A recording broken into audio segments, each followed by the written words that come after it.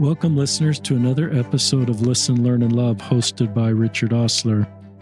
I'm really glad to have a fellow podcast host and wonderful human on the podcast joining me via Zoom from her home in San Clemente, California. Welcome to the podcast, Mary Alice Hatch. Thank you. I'm happy to be here. Just to introduce Mary Alice Hatch, and she goes by Mary Alice, so I'll probably call her that the rest of the podcast. She's a married mother of two. Both her kids are married, a daughter and a son. She lives, as I mentioned, in San Clemente, grew up in Potomac, Maryland. So she's grew up on one side of the country and moved to another side of the country. She is an elder, not an Elders Quorum president, a Relief Society president. She may talk about a ward division, and she got called again or recalled. So she's in her fourth or fifth year as a Relief Society president, doing just wonderful work. She also hosts a podcast that's a terrific podcast, and that's why I reached out to Mary Alice and wanted her to be on this podcast so you listeners can connect with her podcast. I like to use this platform to connect listeners with other wonderful podcasts. Her podcast is called What Now?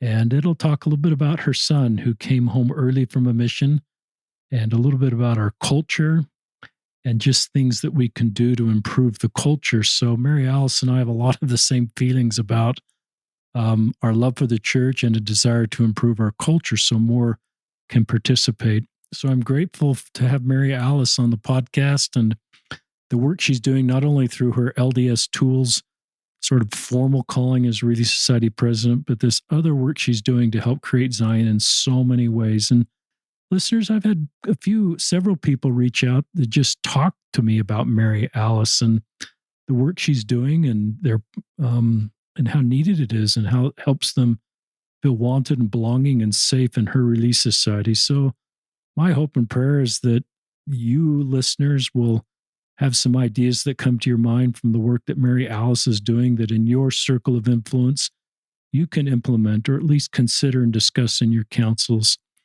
Is that okay for an introduction, Mary Alice? Well, that sounds great. I don't think I need to do my prepared introduction anymore. Well, you can expand on it, so I'll just turn it over to you. No, thank you so much for having me, Richard. I really appreciate it. And like Richard said, yes, I have my own podcast, and Richard and I are very aligned in what we are passionate about, which is changing certain aspects of the church culture that are hurtful and painful to certain members, and in a productive way, in a positive way, to help everyone see where they fit in the church, and they do fit in. As Richard said, I grew up in Potomac, Maryland. I'm the youngest of four girls. My grandfather, John Willard Marriott Sr., founded Marriott Corporation, which is now the largest hotel conglomerate in the world. I grew up working in our restaurants and hotels. I was blessed to learn a strong work ethic from a young age. I went to Brigham Young University, where I met my husband, Jess Hatch, who's the youngest son of the former Senator Orrin Hatch. And we have two grown children who are both married, as Richard said. One lives in San Clemente by us, and the other lives in Orem, Utah. And I am a Relief Society president, recalled in San Clemente, California. I didn't know that was a thing, and I'm grateful for that. I've been actively engaged in that for almost 4 years in June, and I'm honored and humbled to be recalled to that position. And I'm also blessed to be an ordinance worker at the Newport Beach Temple on Wednesday afternoons. So my life is full, and I'm grateful.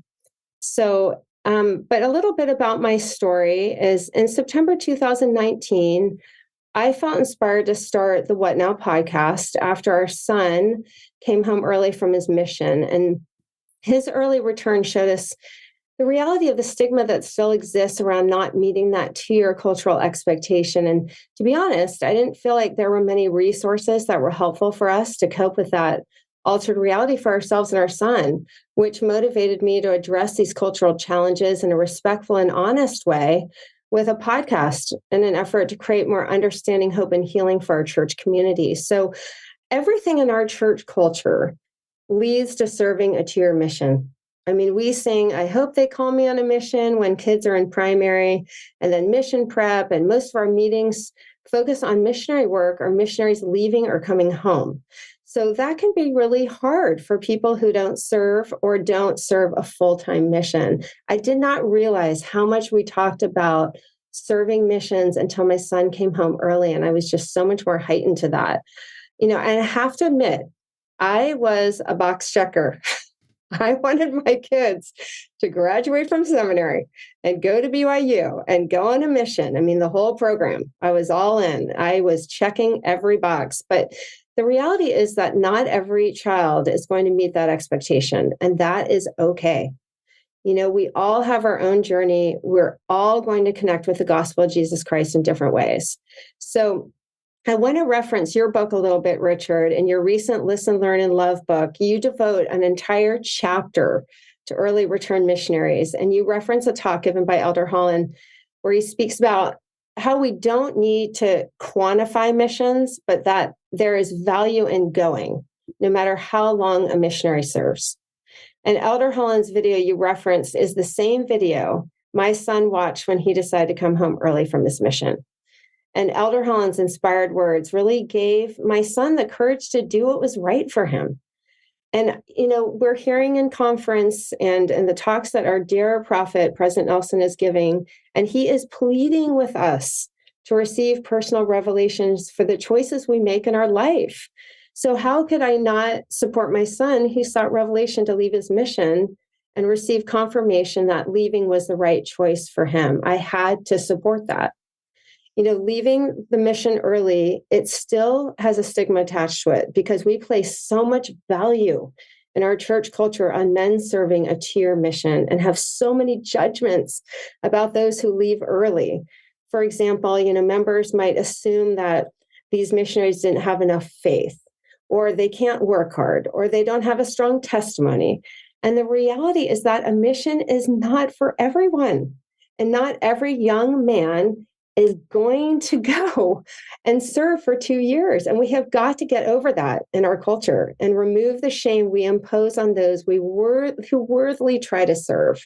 So when my son, just to give you kind of a snapshot of what I was going through, is when my son called me from his mission, I saw that Colorado Springs area code come up. And I tell you, my heart stopped. When you see that come up, and I don't know anyone in Colorado Springs, but you knew the area code, and he's serving there. I'm like, my heart was racing, and I have to say, when I heard his voice on the other end after I picked up, and he was so distraught and he was so broken, I was just shocked by what he was feeling and experiencing, and I was scared for him. I mean, he loved the MTC. He was, so excited to bring the gospel to everyone, in Colorado. And then when I get this call, I'm thinking, what happened? The mission had triggered something in him I had never seen before, and he needed to leave. And I fully supported him in that decision because he had prayed about it.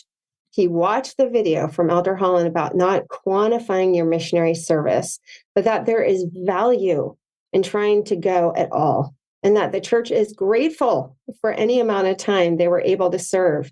I felt like in many ways it was a harder decision for my son to come home in our culture than to stay at some points.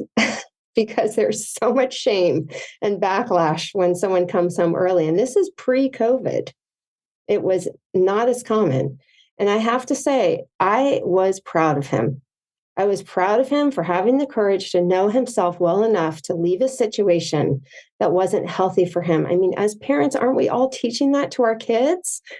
Their whole life, aren't we teaching them to get out of situations that are potentially hazardous for them? I mean, this situation was not good for him. And despite the pushback he got from certain family, friends, and church leaders, he still came home. And that takes a lot of courage. And I had to applaud that. And Elder Holland, he offers these words of support in his response to a letter from a person who served for only 4 months and went home to mental health and felt like a failure. And I love this. And is it okay if I read this? Please. It is so powerful. Elder Holland says, "Commendation to you. and the love of the Lord to you and the blessings of the church to you for trying to go, for wanting to go, and for the fact that you successfully served for 4 months. It obviously wasn't a full term, but it was missionary service. It was honest. You were loyally participating and testifying. And I want you to take credit for that.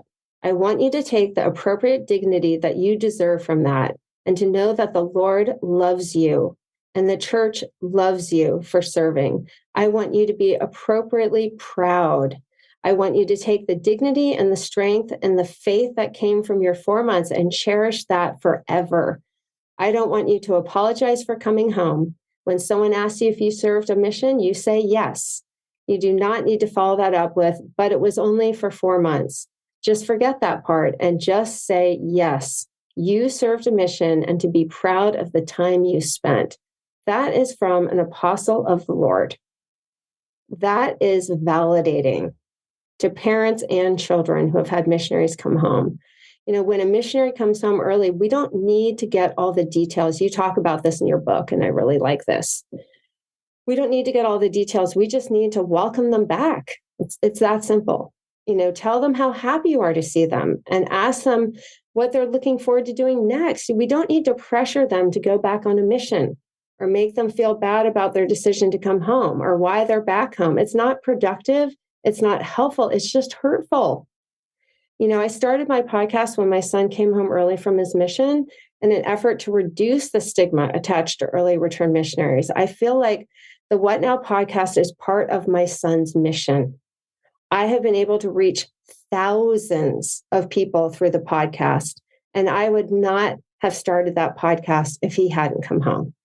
I mean, the reality is our whole life is a mission, not just 18 months or 2 years. I mean, how we treat people and how we live our life is part of our discipleship as members of Christ Church. I love the powerful quote by Sister McConkie where she says, "The gospel of Jesus Christ does not marginalize people. People marginalize people, and we have to fix that." And she's right. You know, we need to stop the negative cycle within our church culture where some of our members are harming these young men and women with their judgments about their service. Christ would never do that. We need to remember that we all have a responsibility to change aspects of our culture that are damaging for our members. We all have the ability to love and honor those who might not fulfill the expectations in our church culture. So that's my story. And you can feel to jump in anytime, but that's kind of where my perspective is and what motivated me to start the podcast and to just help other members find that understanding, hope, and healing they're looking for. I'm just really touched by that.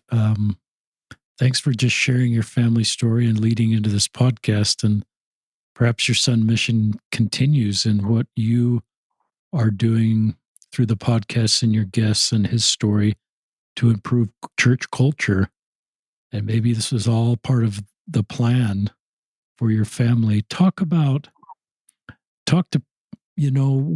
some parents may want to be prepared for a son or a daughter leaving on a mission and nervous about just how it's going to work out for them. And I don't know if you have any advice for parents as their kids are leaving.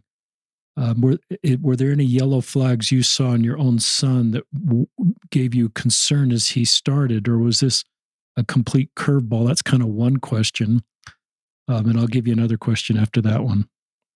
Well, that's a great question. I think we can prepare our missionaries by letting them know how hard it's going to be.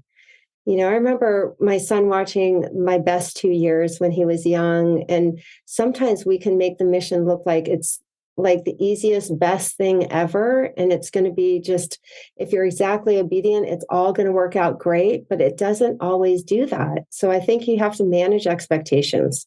When they're going out, be real with how hard it's going to be and that they can overcome it if they're prepared enough. I don't think my son was prepared enough. I don't think he realized the reality of what he was going to be facing.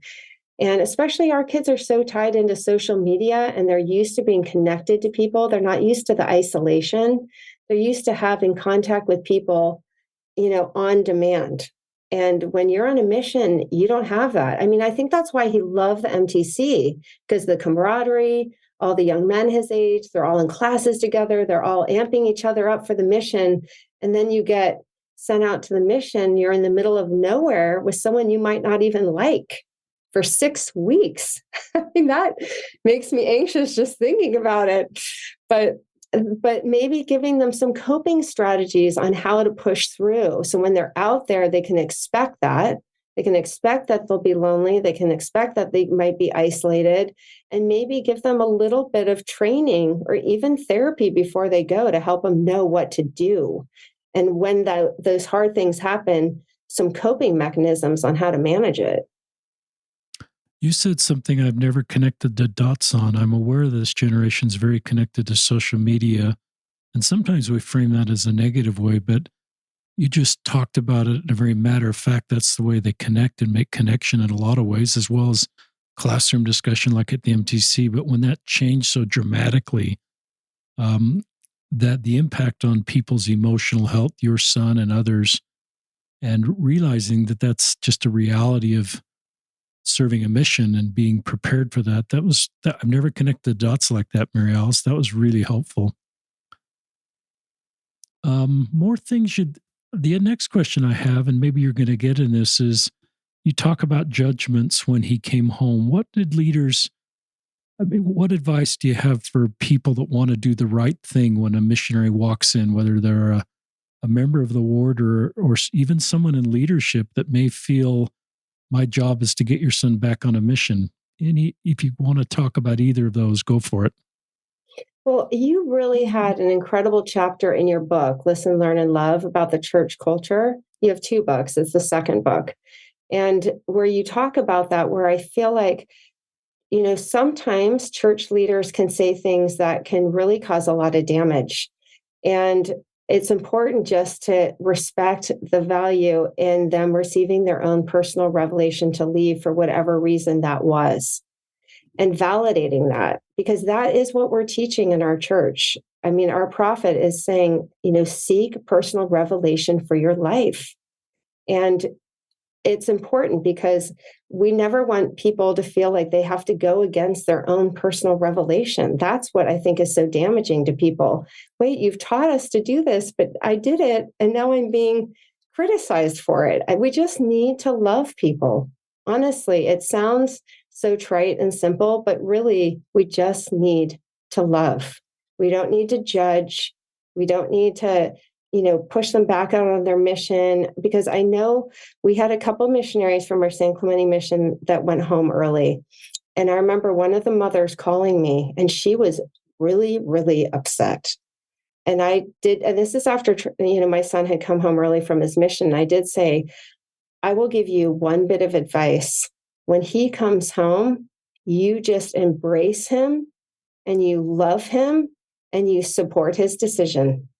And you bury all these negative, angry feelings that you have and let that go, because it will really, really damage him if he's not received well when he comes home. So, and she did do that. And she called me a few months later. It was like, I didn't want to do that.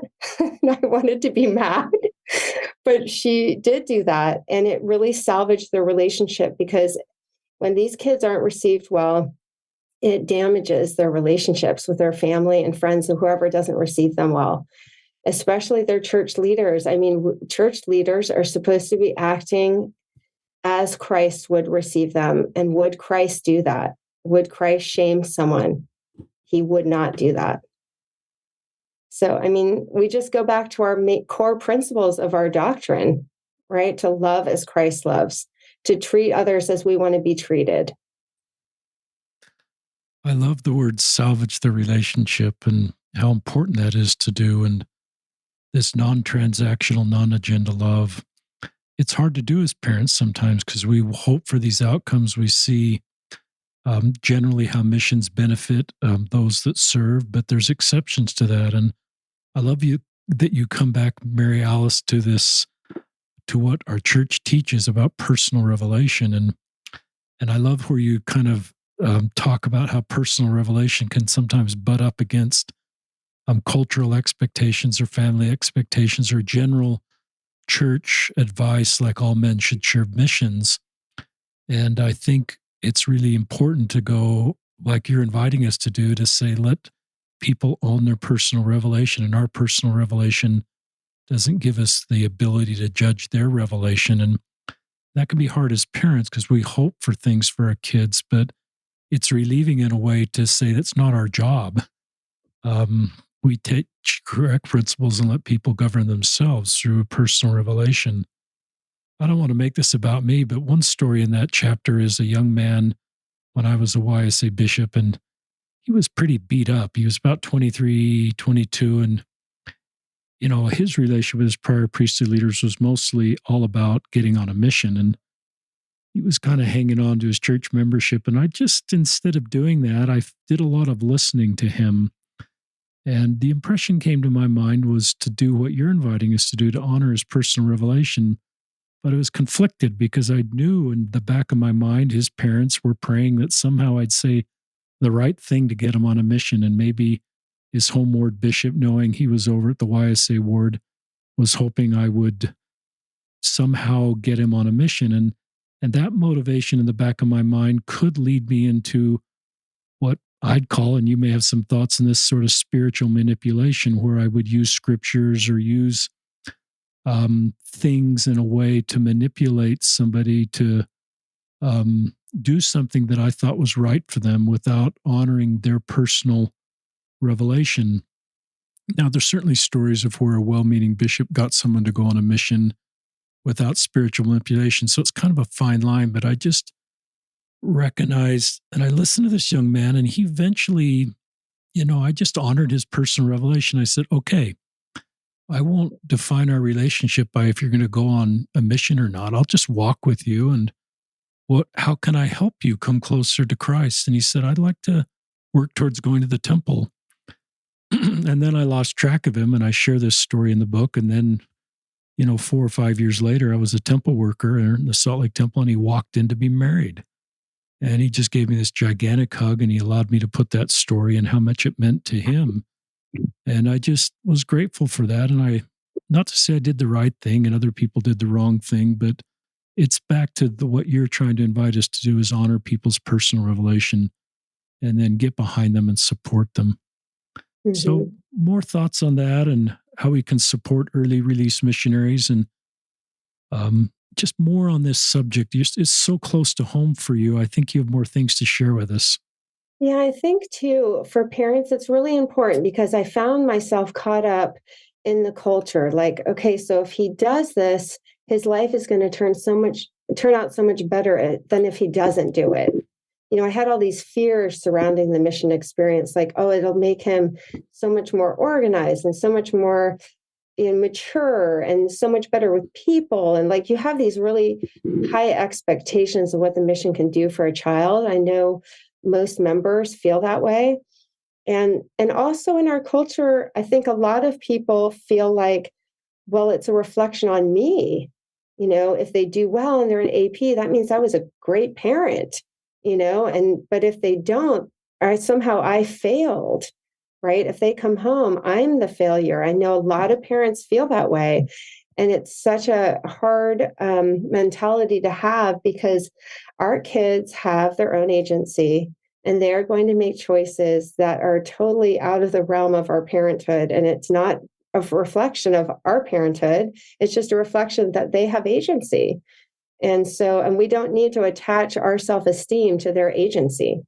I think that's a really important point for parents to realize, that our kids are going to make choices sometimes that aren't the choices we want for them, but it doesn't mean their whole life isn't going to turn out well because of it. All our decisions we make, our decisions, the decisions our kids make, ebb and flow, and that's what gives us life experience. And it's good for us. And some of the greatest men I know didn't serve missions. And some of the greatest men I know served missions. So either way, it's not a black mark on their life if they don't serve the mission. And what my son's seeing now is a lot of these kids that did stay, even though they didn't want to stay, have come home and left the church. And I am seeing that happen a lot. And that's more concerning to me. I felt like, when I talked to my son about coming home, said, I'd rather have you come home now and stay in the church than just deal with it and suck it up and hate it and then come home and leave just for the sake of saying you served a full-term mission. That's not the point. So those are really good thoughts. I wrote down something you said. We don't need to attach our self-esteem to their choices.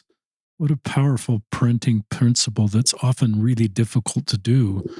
And maybe more so for women. This is okay to say because maybe this isn't okay to say, listeners, but I think at least in our home, my wife has invested more time and energy into our kids and maybe a little more tied to their choices than I am. And it's painful for any parent. So maybe it's not even good to go down that road saying if it's harder for moms or dads. But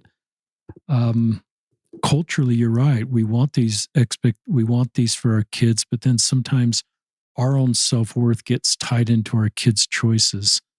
And that's the part of that I'd love to particularly pull out of us as parents and our culture is to, testimony meetings where people get up and talk about their leadership of their sons on missions and sort of create a culture around not only missions, but the type of leadership experiences they're having. And I just think that sort of adds to this culture that can be really difficult. Talk more, unless you want, you can talk more about that, but talk more about the challenges. You touched on this subject of some that stay that really don't want to stay and how that's actually maybe more long-term detrimental to their relationship with the church than just coming home on their own merits. More on why that, connecting those dots for our listeners. Yeah, I think, Trevin was telling me in the MTC, some of the boys in there with him were saying, it's not an option for me to come home. I mean, my parents have said, the whole, you don't come home unless you're in a body bag. And that is so damaging. And I just think, is that really, what is this really about? I have a friend who was a mission president who came home a couple of years ago, and I loved his perspective. And a lot of these kids don't have great mission presidents, and their mission president ruins their mission. I mean, they're all about numbers and they're not about what it's really about. And our friend who served, he came home and he just said, if that missionary converts himself, that's a win. We want them to convert themselves first. And once they really convert themselves and they work on themselves and their testimony and why they're out there and what they're trying to get out of this, then they become some of our best missionaries. But if we just come at them with quotas and all this obligation and how they need to approach people and it wasn't about revelation, converting themselves. It was just about, numbers and a very different leadership style. So it's really important for mission presidents really to go out and be about the missionary. Let's get them converted. Let's get them excited about the missionary work. And then they can go out and be good missionaries because they've converted themselves. A lot of times these kids, that were in the MTC with my son, they'd never read the Book of Mormon until they went into the MTC. So they're not really converted, So I think it's important for these kids to kind of get converted first, and then they'll be able to really have an impact and maybe be able to handle it a little bit better. I love that. I love that. And I love the focus on converting yourself first. And those of you that are considering serving missions, listening to this episode, I think what Mary Alice is sharing is helpful for you. Is you've got to come unto Christ and be converted to Christ and our restored doctrine, and then your ability to help others do that. But I like this non-transactional approach to missionary work. Yeah, I think a lot of culture is measuring your success as a missionary by how many people you baptize. And I certainly did that on my mission and still remember keeping track of the baptisms. And that was a lot of content of the letters home. But I think we can just go on missions and say our job is to love people the way Christ loved people. And in that spirit of love, people are going to be drawn to our doctrine and see it in our lives. And I think we'll bring people into church in a very natural, organic way as we model the life of Christ. And some people we influence for good may not join our church. And I would say that's still a success. And some people we influence may already be in our church, but the service and the kindness we do will help them. So I think it's okay for future missionaries to look at this a little broader and focus on their success being measured by how it improves them and the lives they can improve without a scorecard involved or a measure of the number of people that join the church. And then maybe that's easier to go on a mission. I've never thought of this, Mary Alice, but we've had 4 sons serve, and I've never thought of having a conversation with them before they left on, hey, if you need to come home, this is how we'll handle it. And if you get in a tough spot, this is how I will respond to this future conversation we might have. Because I just know that your son probably in his mind was going over the conversation he was going to have with you. And I don't know if you talked about it ahead of time, but I assume he's incredibly relieved to hear your response. But I think parents and a bishop and a stake president could have that conversation with the leaving missionary and say, this is how I'll respond if you feel like you need to come home or you're considering coming home. Any thoughts on that? I think that's a really interesting thought, because I think a lot of parents are scared to do that and they're giving them the opportunity to leave early. That's funny. But I think that could give so much relief to someone if they knew they were going to be received with love, and it would take all the fear out of that. I think a lot of, these kids really fear coming home. I mean, their own families impose that kind of fear on them. And so then they think, what will the expanded culture think? If my own family is full of shame and frustration that I came home, what will everyone else think of me? I think that's what keeps a lot of kids on the mission that probably shouldn't be on the mission. And it causes a lot of damage. And so I like that idea that you just mentioned about maybe having a conversation before. We had a friend whose daughter was really wanted to go on a mission, but fearful about it, reluctant about it. And the parents just said, well, go for 6 months. And if it works out, just keep going. And she finished her 18-month mission. And it was such a productive conversation. And it was so helpful for her to know I can leave at any time. So it takes a lot of anxiety out of it, right? I'm not trapped out here. And my parents will love and support me if I come home. I think it might almost be more helpful to helping them stay. But they can also, when my son came home, you couldn't talk every week. You could talk twice a year. Wow. It was very different. Now you can talk every single week. You can, I think he might have stayed if he could have had that kind of connection, because we're super close. And if I could have been able to see him and encourage him and FaceTime him every week, it could have been a totally different outcome. But it's just interesting. My agenda is not to get more missionaries out, but as much as those that can serve and are able to serve and self-determine that's the right thing for them. But perhaps having these conversations ahead of time helps more feel like, okay, I can do this. I know I've got a supportive safety net around me that's on my team walking with me, and they will honor how I'm walking this road as a missionary. I'm walking into a lot of fog and a lot of unknowns, and it's a big commitment. And so perhaps for some, it's like that example you said, well, go for 6 months or go for 3 months and remind them. We'll link listeners to Elder Holland's talk in the show notes, so you can listen to that talk and in mission prep or in a family discussion, share Elder Holland's talk and say, this is how we'll respond as a family. And this is how a ward council could respond after processing that talk and sort of having these conversations ahead of time, which I don't think I think every missionary that goes out knows they could come home. So I don't think it plants the idea in their mind. I think it takes the fear out, to use the word I think you use, that this is how my supportive network, my team, will respond. They're walking with me in kind of a non-agenda supportive way that have got my back as I'm navigating this. So that's interesting, just to kind of brainstorm that together. More thoughts you'd like to share in this space? Well, I just think parents have a lot of influence over their children for good and bad. And so I don't want to overstress this, but I do feel like building a relationship of trust with your kids in general is really important, where they feel like they can lean on you, they can talk to you, and that they won't be judged or shamed for what they tell you. And so when they do start facing hard things on their missions, they can open up about it when they have the weekly calls and you can talk them through it. Because if they don't feel like there's that trust there, they might be scared to say what they're going through, and that can really compound and cause some real mental health struggles.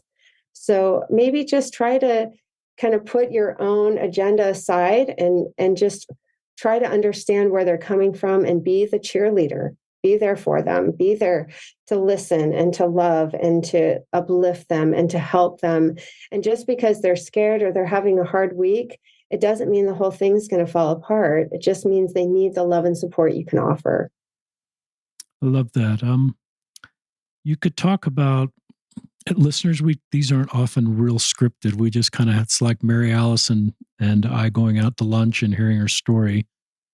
You could talk about your podcast, the scope of your podcast. I know you've got about 90 episodes up, and you've got Apple reviews that just love you, 5 stars, and people really love the work you're doing. And we'll link to your podcast in the show notes. Talk about your podcast. Introduce your podcast to our listeners.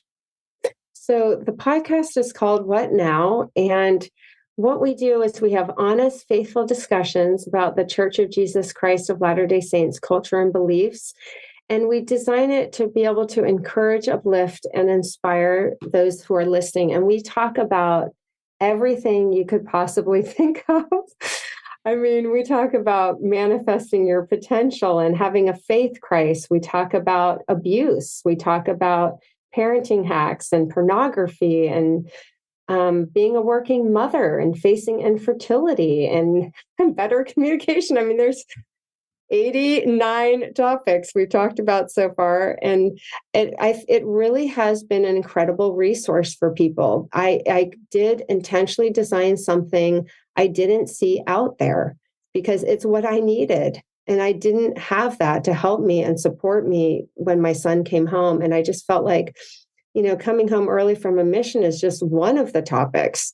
There are so many other cultural aspects we have to be talking about that people really struggle with. And the goal is to help people stay in the church.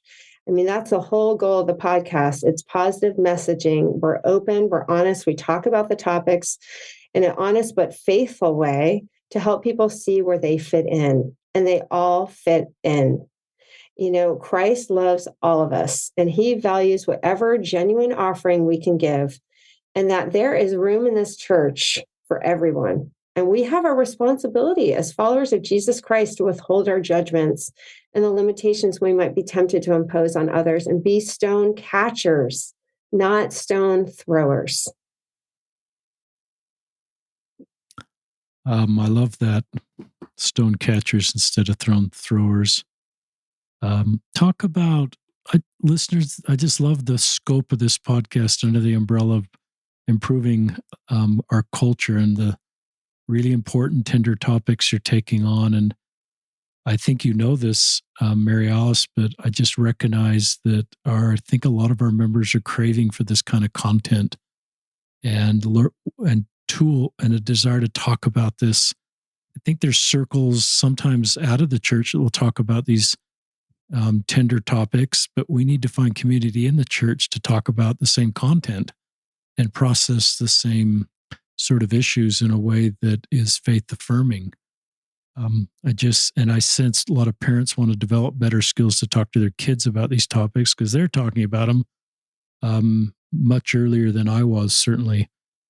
You could continue to talk about your podcast, but you could talk about, what you're trying to do, because you're also a local leader. I know if recalled is it's kind of a funny term. I think you're calling yourself recalled because you get released and then the ward got split and you got recalled. Yes. So were you actually released for a period of days and then? Yes. Yeah. I mean, there are so many great resources out there. I mean, I interviewed Steve Young about his book, The Law of Love. That's an incredible book. I mean, I feel like every church member should read that book. And I feel like that's his way going forward in the church is we just need to love people. We make it so complicated. And it's not that complicated. We just need to withhold our judgments and just love people because when people feel loved and trusted, they thrive. They really do. They grow, they thrive, they open up, and they can change. And so that's a great book. I loved your book too, the Listen, Learn, and Love book about the church culture.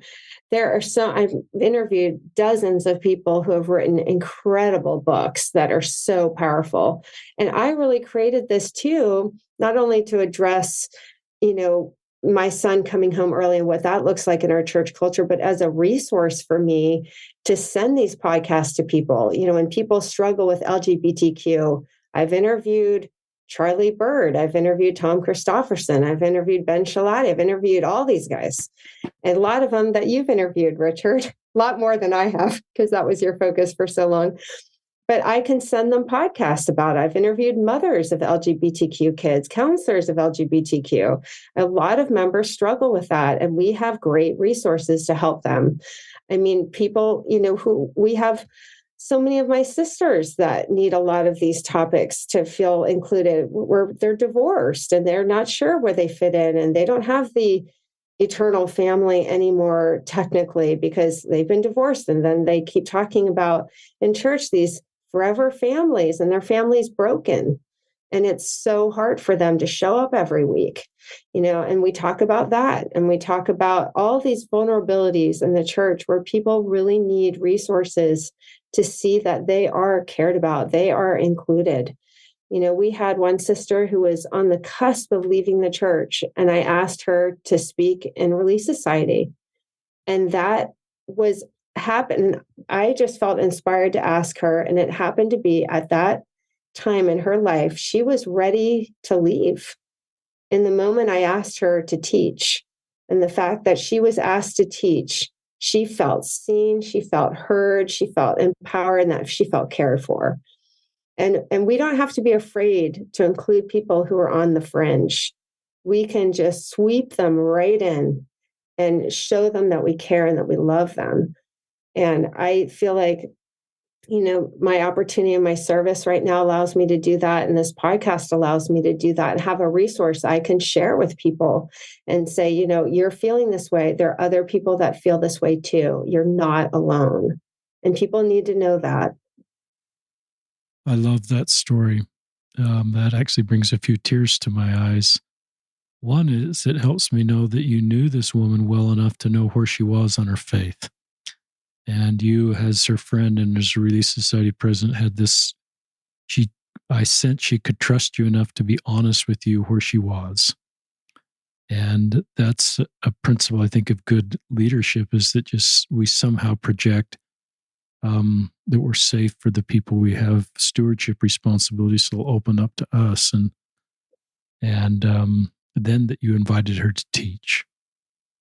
And the wonderful thing about that is after she taught, there was a line of women who came up to her after. And she talked about her vulnerability with her faith. And she talked about how hard it was to have a gay son. And she talked about where she was at. And it was really sweet to see these women come up to her and open up, and that they didn't feel alone anymore, and that they felt like someone understood where they were coming from. And that is powerful. And that's what we need in Christ Church. Everyone needs to feel safe. Talk to Relief Society presidents or Elders Quorum presidents that they want, we only meet every other month, and they want to change the culture. And sometimes I describe the culture, and maybe it's too cynical, as the Best Answer Club, where we kind of have these questions and we kind of know the responses we're going to get, and they generate kind of the same questions and the same responses. And some elders, quorum, and Relief Society presidents know we need to move beyond that, but I don't quite know how to do that in my ward, where we can have these vulnerable, authentic, connecting discussions that kind of are where we need to go. And it doesn't mean we don't teach the doctrine, but we just move into a different, maybe more mature, more honest, more vulnerable culture. So I don't know how you created that in your Relief Society, and any advice you'd give for other leaders that are saying, I want to do what you've done so that my Relief Society or Elders Quorum feels safe. Any thoughts on that? Well, I'm really glad you asked me that, because I feel like it starts with the leaders. If the leaders can be vulnerable, then the members feel like they can be vulnerable. But if the leaders put off the facade of perfection, then the members aren't going to feel comfortable sharing their vulnerabilities. And we're all vulnerable. We all are imperfect. So it's okay. I think a lot of times people feel like they have to have this facade of perfection, but people don't connect to perfection. They connect to vulnerability. So if you can be open as a leader and you can share maybe some struggles you've had or things you've gone through or your kids have gone through in a way that's appropriate, that really opens the doors up for people to be able to talk about these things in a safe place, because our church environment should be the safest place outside of our homes for us. So, well, that's a powerful answer off the cuff. I wrote down, people don't commit to connect to perfection, but to vulnerability. I certainly have seen that in Elder Holland's talk, where he talked about his own mental health. My love and respect for Elder Holland just went up when he was vulnerable about his own mental health. When Sister Alberto talked about the suicide of her own father and how they navigated this family, I just love Sister Alberto. And if I saw her, I would just give her this gigantic hug for her courage to be open about her family situation and the de-shame that creates around talking about these topics. But your answer was terrific, is that as leaders, we need to do this and we need to take the lead. So that was a terrific answer. Talk about, I don't know, what is the content for Relief Society? Do you take every week a conference talk and talk about how you're developing curriculum? And I'm not even sure what the rules are for Relief Society on if it's just given to you each week, or if a Relief Society president and a presidency can choose the content. And are you rotating teachers, or do you have the same teachers? People might be interested in just what you're doing to create this culture. Yeah, so that's a good question. So we teach from the most recent conference talks. So we only teach from the most recent conference talks, and we encourage the teachers to stick to that conference talk. That is their content. And so it's coming directly from the brethren of the church. And there are so many amazing conference talks, so many. And we pick and choose the teachers. During COVID, we had so many people in our ward. We had over 600 people on our rolls. Wow. I mean, it was insane. Like we're an old Stake Center building, and it was beyond the stage. I mean, it was nuts. And so it's good that they just split the ward. It's half the size. So we didn't gain anybody. We just lost half as many people. But so we allowed a lot of people to teach in rotation because we just didn't have enough callings for everybody. So we had like 10 different people teaching in rotation. So everyone could feel like they had some sort of a role or a calling. So they weren't teaching a lot, but it gave them something to do. And it allows them to really grow and develop too. I feel like, when we teach something is when we learn the most, is in preparation to teach something, right? And so, but now that the ward is smaller, we've called 4 teachers. Our ward is half the size now. And we have a lot of inactive people on our rolls too. So we probably have, on any given Relief Society Sunday, probably like 50 people. And so it's much smaller, or 40 to 50. And so that way, now we have 4 teachers. So it's a lot more manageable now.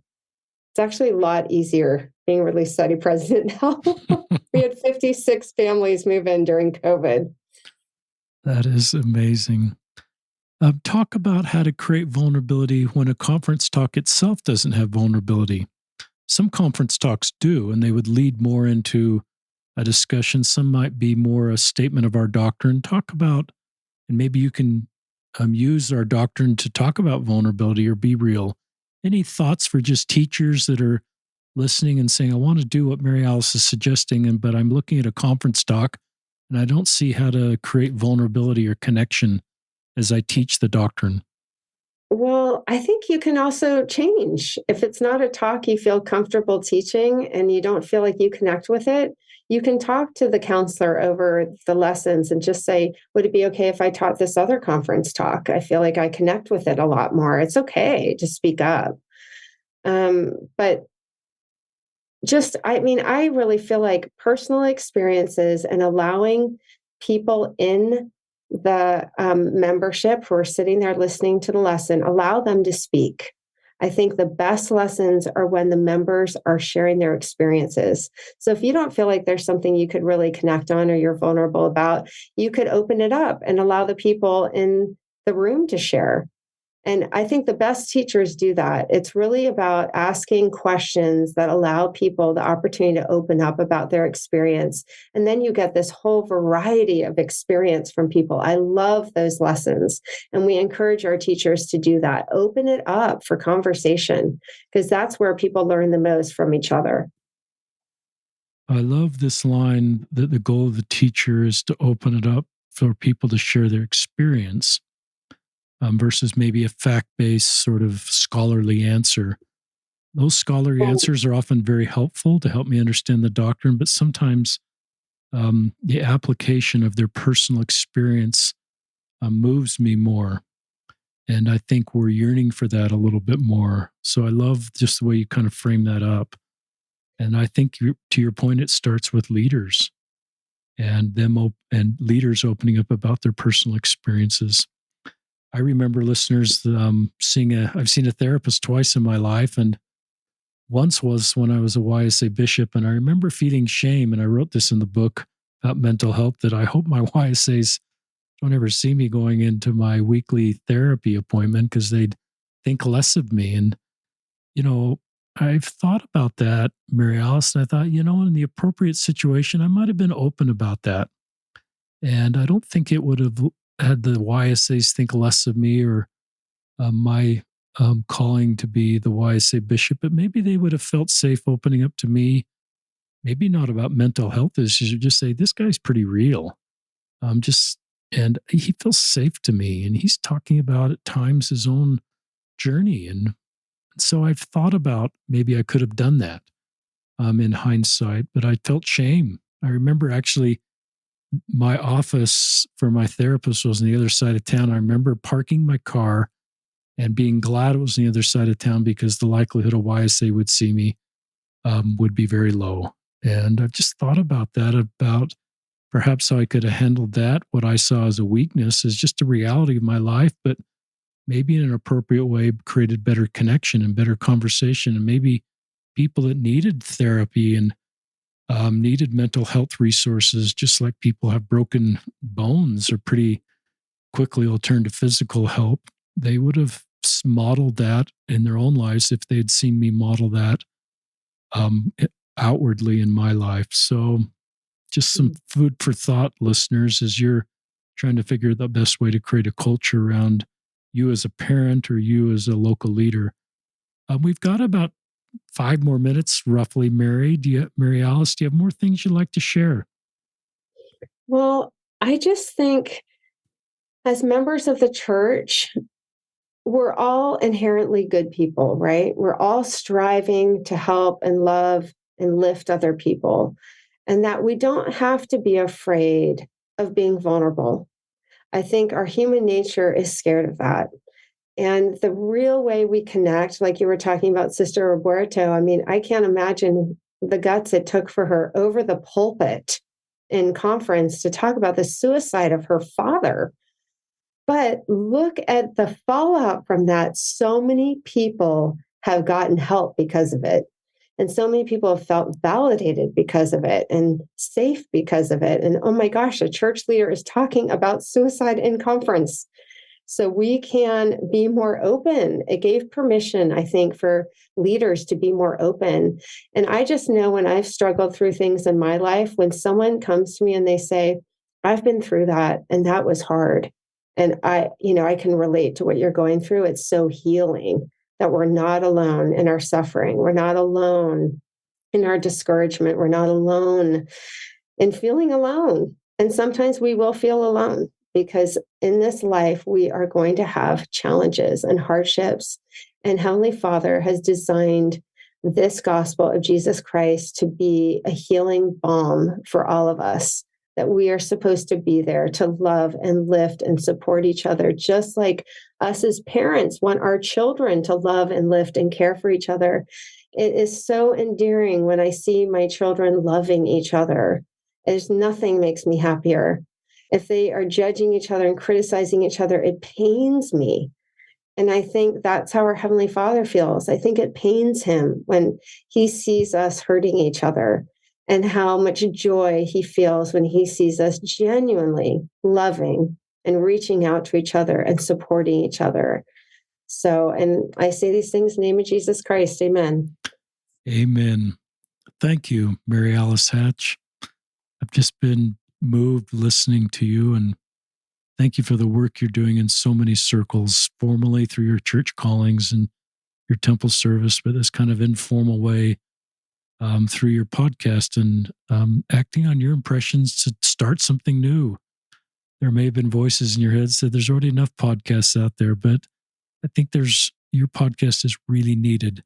So listeners, in the show notes, we'll link to Mary Alice Hatch's podcast and Elder Holland's talk. And thank you, Mary Alice Hatch. This is Richard Ostler and Mary Alice Hatch signing off another episode of Listen, Learn, and Love.